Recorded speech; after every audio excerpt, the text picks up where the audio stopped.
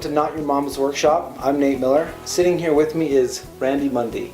He's a professional sculptor, and he specializes in doing, what would you classify it as? Portraits. Portraits, busts, Right. stuff like that. So what inspired you at the very beginning to become a sculptor? What was the first time that you sat down and you had the clay in front of you and you started messing? Well, as a little kid, I was, as soon as I could play with clay, I could make dinosaurs and build people. Frankly, I was pretty good at it. Right. And when I got into school, like I was telling you, the teachers really thought I was great. And in fact, when I was in high school, my teacher would ask me. He would give assignments to the other students. Now we're going to do painting. We're going to do watercolor. We're going to do that. He'd come to me and he'd say, "Now, what are you going to do next?"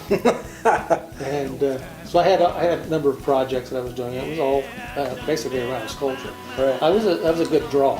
I could sketch. Well, but I didn't have patience for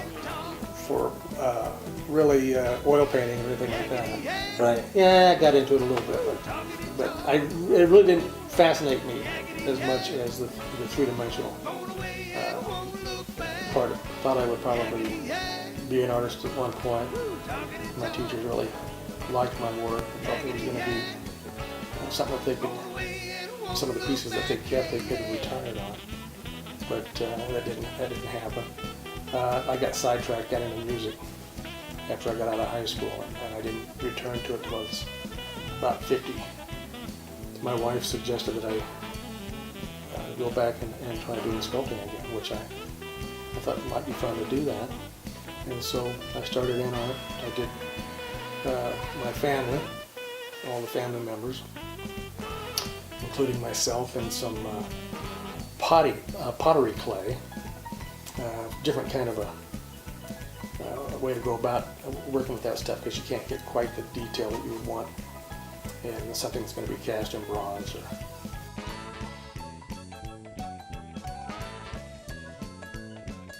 I started in on it. Some other people saw what I was doing and actually wanted me to do some commercial work for them.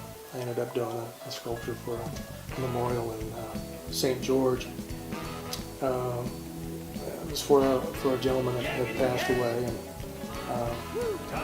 his friends and family wanted to have something to memorialize him in his park.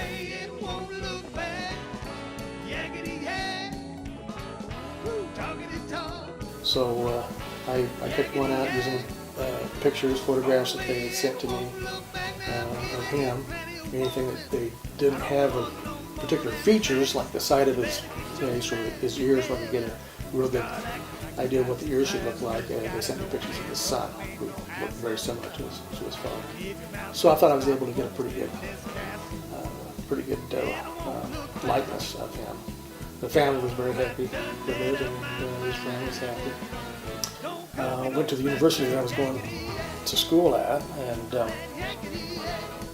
and suggested to them that maybe I would do a bust of a big contributor whom the university was named after for the college. And it was Washburn University in Topeka, Kansas. And it originally was called Lincoln College. And they ran into some hard times about 1868. A fellow named Washburn, and he decided to give a gift of money to this college, who was falling on hard times. And so it was no longer going to be called Lincoln College. It was going to be Washburn University, or Washburn College. It eventually became a university. And so I approached them with the idea of doing a bust of Lincoln, and also one of Washburn. Of course, Lincoln is probably the most sculpted figure in history. Right. And so I made the one of Lincoln, and I made the one of Washburn. And they bought the one from Washburn, but they didn't buy my Lincoln. But,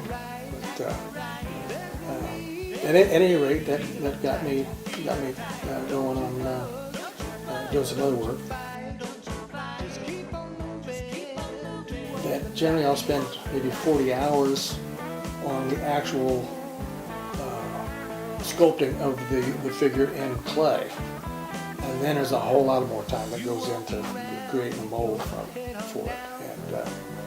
And you know, what you do is you do a rubber, what they call a glove mold over the clay.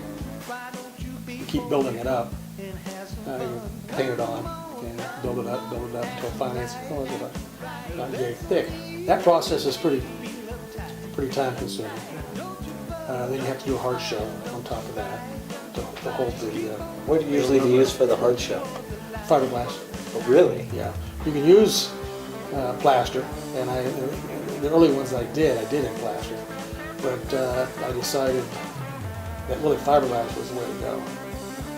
And then you've got your finished product. And then put a patina on it or something that will give it the color or the look that you want to get. Right. So when you did your first bronze cast, were you nervous? Because I tend to get nervous about doing something new. Were you just let's just try it out? It was exciting. It was exciting to do it. I don't think I was nervous so much about it. I just wanted to see the finished product. Right. You're going to have that rubber and fiberglass mold together for as long as you want to keep it. Right. Eventually it'll probably wear out, but I mean, that's lucky if it does, right? That means you're getting rid of a lot of if stuff. you sell that many. So your Lincoln looks like it's made out of different material than the other ones. It's not actually. They're all made with resin. It's cast in resin. The ones that look like bronze are actually resin with stone dust mixed in with them. Yeah. So to give it the bronzy look. Uh-huh. Oh, interesting. Well, no, actually, they look like Lincoln. Oh. When they're done, because it's with the stone dust, it makes it look like Lincoln. Well, no, okay. Yeah. That color. I did gloss it. Uh-huh. To make it look like something that you would see a marble. It's marble dust, so so it kind of has that marble look to it. But the ones I wanted to look bronze, I painted those with metallic paint. A couple of different. There's a technique of just bringing out the highlights with a lighter colored paint that you can just rub on. And so it'll make it look like it's actual bronze. Well, they look fantastic. I think you've done an incredible job. Thanks. On all of them. So let's go over. Okay. Let's go into your shop and look at some of your stuff. All right.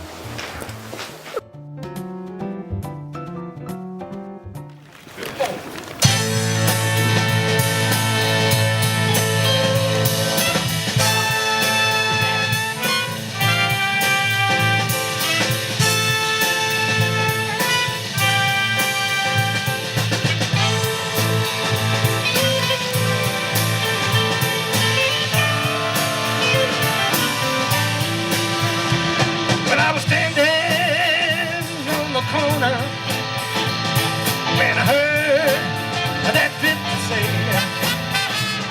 that he was only searching for the way to yesterday. So this one right here, this one's your father-in-law. Yeah. Oh, he feels really heavy. He is. Oh, so this is fired clay. And they're going to be typically heavier. But I think he looks fantastic too. Great job. And I'm really impressed with the noses, with the nose and the bridge. Yeah, they're kind of touchy to do those. Try to make them really realistic looking.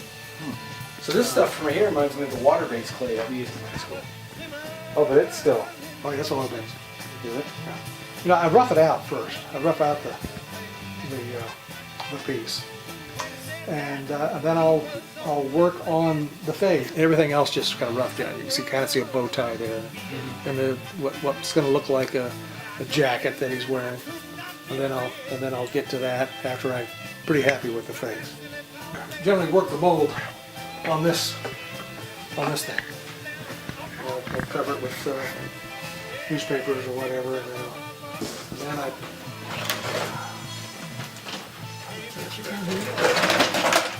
see that this has got the rubber. Oh, so you got a three-piece mold going on there. Yeah, you really have to do three-piece Do you? because you have a lot of undercuts.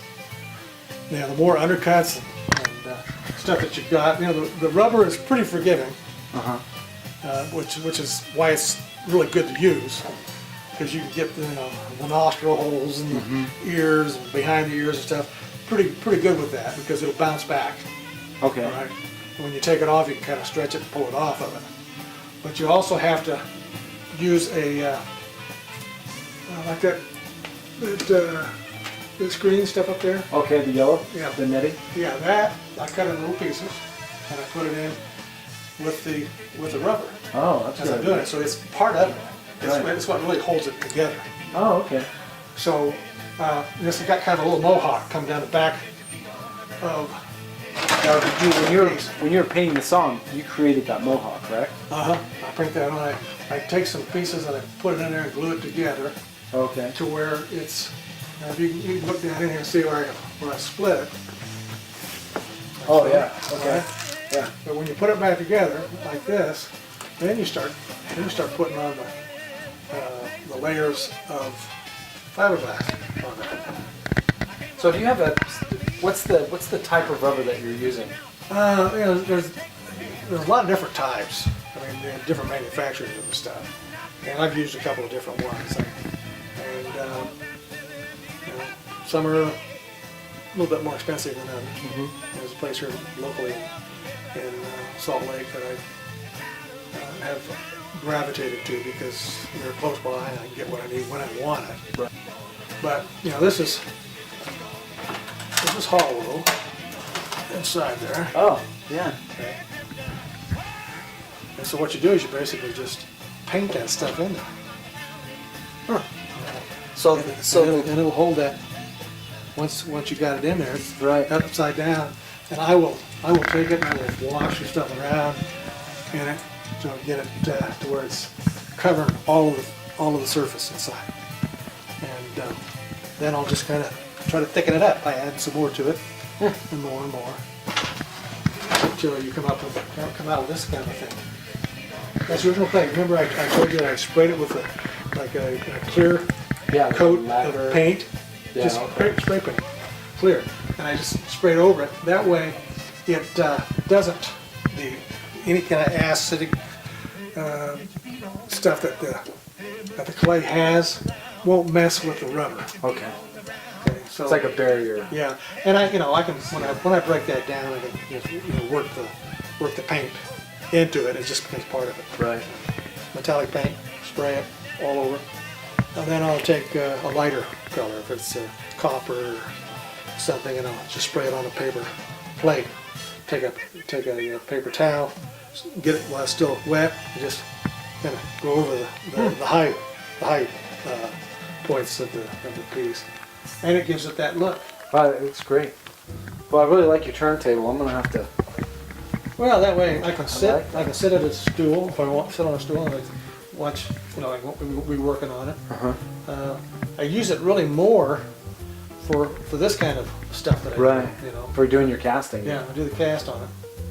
The fiberglass is the stinky part of it, Yeah. and so I need to have it out here where Yeah. the air's doesn't kill anybody. Well, excellent. Well, thank you very much for all your tips. Way back. We'll come visit our website. All right. Okay, so what I'm going to do is also I'm going to post the website of where he has all his sculpts on. And also he's quite the musician, so we'll have that too if you want to purchase any of his music or purchase one of these cool casts that he has going on. I'll put that in the description below, but I'll also have a link that you can click on somewhere right there. Probably right there. You can actually buy the CDs, or you can go to iTunes and just download them. So download them on iTunes. All right? Thank you, everybody. Thanks for watching.